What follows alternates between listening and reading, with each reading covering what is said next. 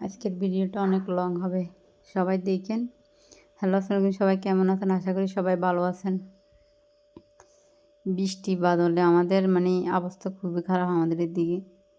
তো যে যেখান থেকে দেখতে আছেন সবাই ফেসটা ফলো দিয়ে ফাঁসা থাকেন।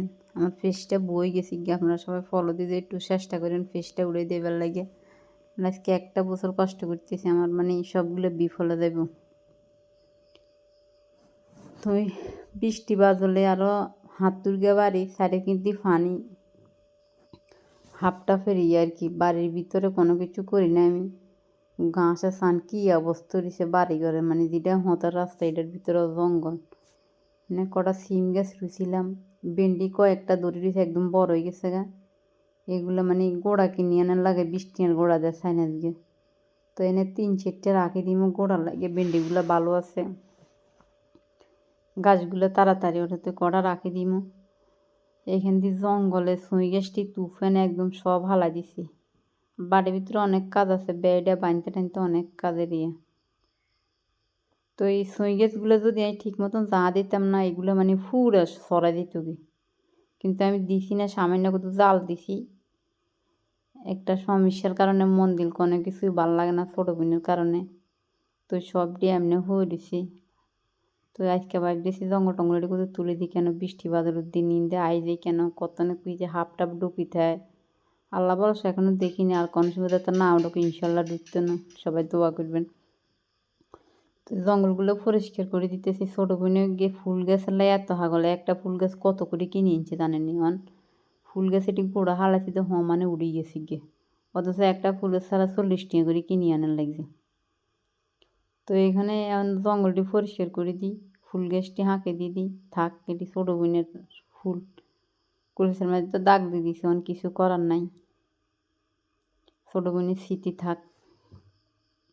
তো ছুঁই গাছটি আর ভেন্ডি গাছটি অনেকগুলো হয়েছে, এগুলো রাপসা তৈরি এক জায়গার মধ্যে পড়েছে। এমন গাছ গরু নেই যে গরুরে খাওয়াই, মনে করছি দা গরুকে কিনলাম বাজারে যে অবস্থা, আর কিনি না। আর সামনে বলে বন্যায় এবারে জানি না, রান্নারা জানাইন। তো জঙ্গলটি ইন্দি থুবাইতেছি, আরও সেদিকে চাই না, একদম ফলটা যদি জঙ্গলটি সব ওঠে। ওই যে ইট আছে নিচে, এ দেখছি নি কীভাবে ওঠে, দেখি জঙ্গল ইন্দি কিন্তু আয় যে কত না আবার হাফ টাপ ঢোকে। এরপরে বেগুন গাছ কটা আছে, এটির ভিতরে সব হোকে ধরে গেছি গিয়ে, যা কত দিনের মধ্যে ওষুধ টষুধ দিনে বেগুন গাছের হাতাটি সব ছিঁড়ে লিছি। তাকে জঙ্গলটি যে পরিষ্কার করলে যাতে দৌড়ছি, এগুলো সব পরিষ্কার করছি, কিন্তু আপনারা পরের ভিডিওতে দেখেন এগুলো সব ক্লিন করে লিছি আমি। আবার বেগুন গাছের হাতাটি সব ছিঁড়ে লিছি। এগুলো যদি গরু থাকতো কীভাবে লেল লেল করে খাইল, এত সুন্দর গাছ। মনে করছি গরু কিনবো, মেয়ের লাগে গাছগুলা তুলছি না। এত সকাল আর গরু কিনে হইতো না, পরে দেখা যাক কিসমতে আসেন। দেখছি কত রাজ্যের গাছ, গরুর 2 বেলা 2 দিন যাইতো গিয়ে এত ঘাসি এনে হয়েছি। বাইরের কাছে মোবাইল দিছি, খালি মোবাইলে ঘুরে আর ঘুরে। তো আপনারা একজনে কইছেন যে মোবাইল আমি ঠিক মতন ধরি না। আসলে আমার কাছে মোবাইল, আর আমি কোনো এত প্রফেশনাল না যে প্রফেশনালভাবে সব কিছু করে। হয়তো এই কারণে মোবাইলে একজনে দৌড়ি করার লাগে, এই কারণে মোবাইল ঘুরে বেশি। আর আমার কোনো ক্যামেরা না, আমার হাতের মোবাইল দিয়ে আমি ভিডিও করি।